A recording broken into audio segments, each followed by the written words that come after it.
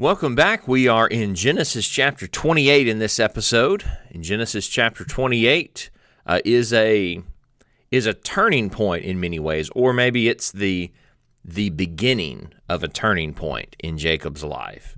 Very interesting chapter, and one that's going to be extremely important in Jacob's life going forward throughout the rest of the book of Genesis.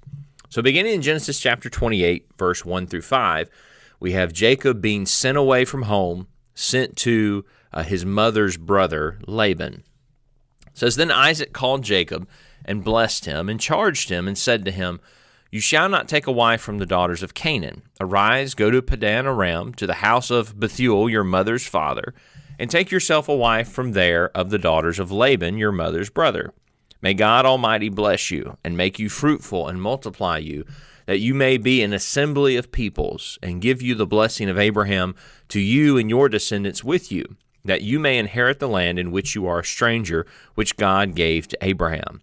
So Isaac sent Jacob away, and he went to Padan Aram, to Laban, the son of Bethuel the Syrian, the brother of Rebekah, the mother of Jacob and Esau. Now remember, the reason that Jacob is being sent away is that Esau has threatened to kill Jacob. Jacob has stolen his blessing. Jacob has cheated him out of his birthright. And so at this point now, Esau has decided the only way to kind of set things right is I have to kill Jacob. Once my father Isaac dies, I'm going to kill my brother Jacob. So Rebekah was concerned for her son Jacob's life and decided to send him away to her brother Laban. That's Genesis 27, verse 42 and 45. Now, for whatever reason, she hid what Esau planned to do from Isaac, and instead she used Esau's marriages to daughters of the land, Genesis 27, verse 46, as the reason to send Jacob away. And so Isaac, he also doesn't want Jacob to marry a girl from the land of Canaan, so he agrees to send him away back to the house of Rebekah's family. He commands Jacob not to marry a local girl, there from Canaan, but to go find a wife from the family of his mother. So he calls on God's blessing upon Jacob. He also connects the promise that God made to Abraham to Jacob. So at this point, Isaac believes that Jacob is the son that the promise of God will pass through, the promise that was given to Abraham in Genesis 12, verse 3, the promise that God also extended to Isaac. So at this point, although it seems Isaac favored Esau, at this point in Genesis chapter 28, he at least understands the promise is going to pass through not Esau, but through Jacob. He seems to have understood that and accepted that here in Genesis chapter 28. So, after they send Jacob away, Esau decides he's going to try to do something to regain his mother and father's favor. And he marries an Ishmaelite in Genesis 28, verse 6 through 9. The text says that Esau saw that Isaac had blessed Jacob and sent him away to Padan Aram to take himself a wife from there, and that as he blessed him, he gave him a charge, saying, You shall not take a wife from the daughters of Canaan, and that Jacob had obeyed his father and his mother and had gone to Padan Aram. Also, Esau saw that the daughters of Canaan did not please his father Isaac. So Esau went to Ishmael and took Mahalath, the daughter of Ishmael, Abraham's son, the sister of Nebajoth, to be his wife in addition to the wives he had. So Esau understands that his past decisions, his decision to marry Canaanite girls, Canaanite women, that has harmed his relationship with his father. And then he sees how Jacob obeyed his mother and father and how he was blessed by his father. So Isaac sort of watches all of this, and he decides to marry a daughter of Ishmael in addition to the wives that he already had. He already had two wives, at least two wives at this point.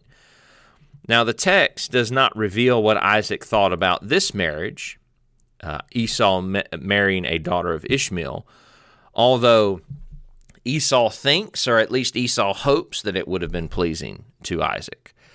It's also interesting to see here that Esau doesn't really seem to care what Rebekah thinks, what his mother thinks. He cares about what his father thinks of his decision, but it seems that never does what his mother thinks, never does that doesn't ever factor in to this decision. Now, something else, Esau has at least 3 wives now at this point. The mention of his multiple wives is a reminder of past moments from Genesis when things went very wrong in people's lives. Esau is going down a path that every single time we've seen it happen, things have not turned out well for that individual. Esau is now traveling that same road. Throughout, one writer, McEwen, in his book on Genesis, said that throughout this narrative, Esau is portrayed as someone who tries hard, but who doesn't really understand the main issues. He's trying very hard, but missing the point. That's kind of how we see Esau here.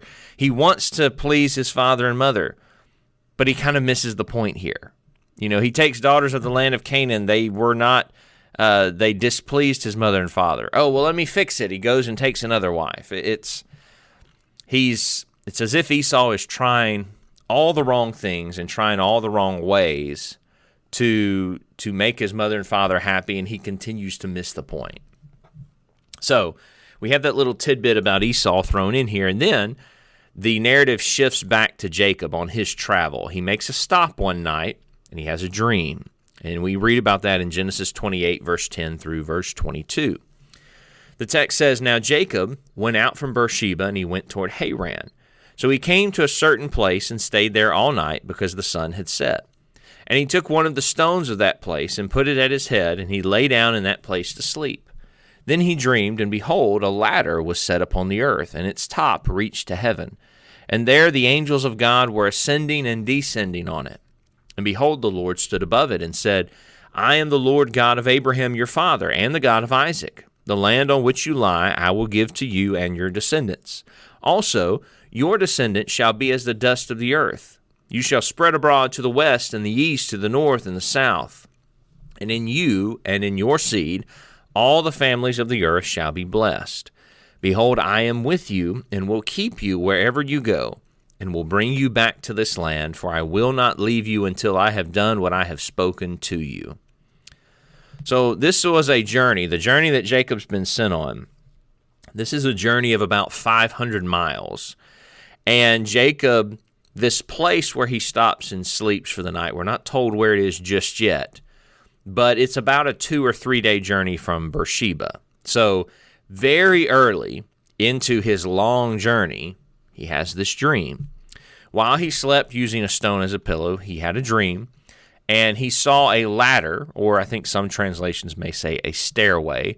It was on earth, and the top reached heaven. And he saw angels. They were going up and down this ladder. They were on missions for God. Angels are messengers. And so coming and going to the throne of God, they're on missions for God. They're being sent out and they're returning back to him. The Lord, and the covenant name of God is used here, the Lord stood at the top or above this ladder. And so this picture of going up and down a staircase or a ladder to God, while it might seem a little strange to us, it would have been very familiar to Jacob. During this time, we have archaeological evidence, and some of them still remain in various places, ziggurats. They had these sort of like pyramids, but they had more steps to them. They were structured in this way. And so this idea of going up and down a staircase to God, or at least depending on the culture, whatever they thought what their idol god was, this idea of going up and down a staircase to God, very familiar to Jacob and his culture in that time. The Lord identifies himself as the God of Abraham and Isaac, and he extends the same promise to Jacob that he had given to Abraham and to Isaac. He also promises to be with Jacob and to bring him back to the land of Canaan. Now, very likely, this is Jacob's main concern at the moment. He just wants to come back home in peace. And we're going to see that later as he's getting ready to come home, as he is traveling home. This is going to be his big concern. I just want to come home and live in peace. And so God addresses that concern, and he says, look, I will bring you home safely. Now, Jesus also refers to this event in John chapter 1, verse 51. So God appears to Jacob in a dream. And so then, going back to the text, Then Jacob awoke from his sleep and said, "Surely the Lord is in this place, and I didn't know it." And he was afraid and said, "How awesome is this place! This is none other than the house of God, and this is the gate of heaven." Then Jacob rose early in the morning and took the stone that he had put at his head, set it up as a pillar, and poured oil on top of it. And he called the name of that place Bethel, but the name of that city had been Luz previously. So Jacob realizes that the Lord is in the place he slept, although he was not aware of it. And he refers to this place as being the house of God, as being the gate of heaven. And so he renames the place Bethel, which the word Bethel means house of God. Going back to the text, then Jacob, after doing that, then he made a vow, saying, "If God will be with me, and keep me in this way that I am going, and give me bread to eat and clothing to put on, so that I come back to my father's house in peace, then the Lord shall be my God. And this stone which I have set as a pillar shall be God's house, and of all that you give me, I will surely give a tenth to you." So Jacob makes a vow. If God does what he has promised, if he keeps Jacob fed, if he keeps Jacob clothed, he brings him back home to his father's house in peace, Jacob says, "Then the Lord will be my God." Now, that's an interesting statement about where Jacob is from a spiritual standpoint. He does not yet consider the Lord to be his God. Not yet. So that's a very interesting thought about where Jacob is from a spiritual standpoint. He thinks of the Lord as, this is my grandfather Abraham's God, this is my father Isaac's God, but he's not my God yet. So, just sort of an interesting thought about Jacob at this moment. He also vows that he would give a tenth to God, he would tithe to God. This pillar would remain standing as a memorial to the place being the house of God. So, a couple of lessons from this chapter. This is a shorter chapter, but a few things that are certainly worth thinking about. First of all, up to this point, we have come to know Jacob as someone who has relied on his own abilities to manipulate and to deceive others to get what he wants. Now he's on the run, and he's afraid for his own life.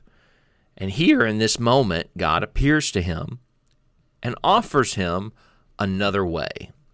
Now, God's way would require a life of faith from Jacob, a life that he had not lived up to this point. Now, you think about that, and as followers of God, we are called to leave behind a life where we rely on ourselves and to live life relying upon God and his promises. Psalm 40, verse 4, and Proverbs 16, verse 20. God appears to Jacob and does the very same thing. Jacob, you've lived life relying on yourself up to this point. I'm offering you another way. I'll be with you. You can live life relying on me. But Jacob's going to have to make that decision. So, a very important lesson there. Second thing is Jacob bases his decision to follow and serve God on whether or not God kept his promises. Now, we think about us today, some of the promises that God has made and that God has kept for us today. Jesus Christ, the Christ has come and has been raised from the dead. Those were promises that God made. His kingdom has been established. His church has been established. That was another promise that God made, that he has kept. And so knowing that God keeps his promises, we ought to choose to serve him faithfully. The motivation behind Jacob serving God was, will God keep his promises to me? That ought to be a motivation behind why we ought to serve God, because he has made promises and he has kept his promises and he continues to keep his promises. And then the final and third thing to think about from Genesis chapter 28 is that some of the most unlikable and even immoral people can become important in the plan of God. Think about, the Apostle Paul, or as he's known, as we're first introduced to him, Saul. He pretty much presides over the execution of Stephen. He's putting Christians in prison. He's having Christians put to death. But he eventually becomes an apostle of Jesus Christ. He obeys the gospel and is one of the most influential individuals in the New Testament. Think about Jacob.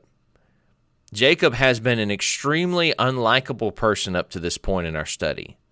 He's a cheat, he's a fraud, he's a liar, he's a deceiver. Just the kind of person that, just quite frankly, you don't like to be around. You don't know if you can trust this guy. He's only out for himself, to do what's best for himself. He's looking out for number one. Not a great friend to have. Not a great individual to be around.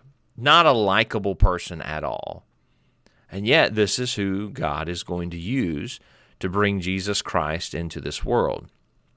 So, just a very, very important thing to think about from Genesis chapter 28. But I appreciate you studying this chapter along with me today. Lord willing, next time we will be in Genesis chapter 29, where Jacob arrives at his uncle's house and he gets married. But that doesn't go quite how Jacob would like it to go. But we'll talk about that more next time. Until then, I hope you have a good rest of your day.